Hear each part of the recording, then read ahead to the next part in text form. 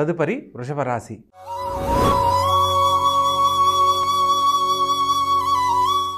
ఈ యొక్క వృషభ రాశి జాతకులను కనుక మనం పరిశీలించినట్లయితే పంచమ స్థానంలో కేతుగ్రహ సంచారం జరుగుతుంది. తత్కారణంగా సంతాన భాగ్యం కోసం ఎదురు చూస్తున్న వారు ఆలస్యంగా సంతానానికి సంబంధించిన శుభవార్తలు వింటారు. ప్రత్యేకంగా కుటుంబంలో సంతానం వలన తల్లిదండ్రులు కొద్దిగా ఇబ్బంది పడే పరిస్థితులు ఎదురవుతాయి. కాబట్టి పిల్లల విషయాల్లో వారి యొక్క భవిష్యత్తుకు సంబంధించి తీసుకునే నిర్ణయాలలో ఒక ఆలోచన అనేది తప్పకుండా ఆచరించాలి. ప్రత్యేకంగా భాగ్యస్థానంలో రవి బుధులు మరియు శుక్రకుజులు సంచరిస్తున్న కారణంగా ముఖ్యమైన పనుల్లో నూతన ఆలోచనలన్నీ మీకెంతో మేలు చేస్తాయి. ఉద్యోగం లేదని బాధపడుతున్న వారికి ఉద్యోగ లాభం. అదేవిధంగా నూతన వ్యాపార ప్రయత్నాలకై ఎదురు చూస్తున్న వారు ప్రస్తుతం నూతన వ్యాపార సంబంధమైన పనులు ఏదైనా ప్రారంభించవచ్చు.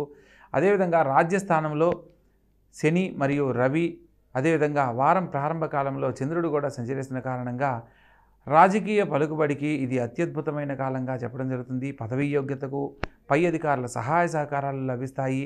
ముఖ్యంగా ఎప్పటి నుంచో పరిష్కారం కాని సమస్యలు పరిష్కరించబడతాయి. అదేవిధంగా లాభస్థానంలో రాహుగ్రహ సంచారం జరుగుతున్న కారణంగా దూర ప్రాంతాలలో విద్యలో స్థిరపడాలనుకున్న వారికి, దూర ప్రాంతాలకు వెళ్ళాలనుకున్న వారికి నూతన అవకాశాలన్నీ లాభిస్తాయి. స్థానచలనంలో ఉన్నతమైన జీవితాన్ని పొందే యోగ్యత లభిస్తుంది. ప్రత్యేకంగా వ్యయ స్థానంలో అష్టమ లాభాధిపతి అయిన గురువు సంచరిస్తున్న కారణంగా ముఖ్యమైన విషయాలలో ప్రతిదీ కూడా ఆలస్యంగా నెరవేరుతుందన్న సత్యాన్ని తెలుసుకొని గమనించాలి. ప్రత్యేకంగా వారం చివరిలో చంద్రుడు వృషభ రాశిలోకి మారుతున్న కారణంగా వారం మొత్తం ఎటువంటి తొందరపాట్లు పడినప్పటికీ ముఖ్యమైన పనుల్లో వారం చివరిలో కొంత ఆలోచించి ముందడుగు వేసి అందులో బాగా రాణించడానికి ఎక్కువగా అవకాశం కలదు. కాబట్టి మొత్తం మీద రాశి వారికి వ్యయ స్థానంలో గురుగ్రహ సంచారం జరుగుతున్న కారణంగా ప్రత్యేకంగా గురుగ్రహానికి సంబంధించిన పరిహారాలు కనుక ఆచరించినట్లయితే అనేక రకాల శుభాలు సకాలంలో పొందడానికి కారణమవుతుంది.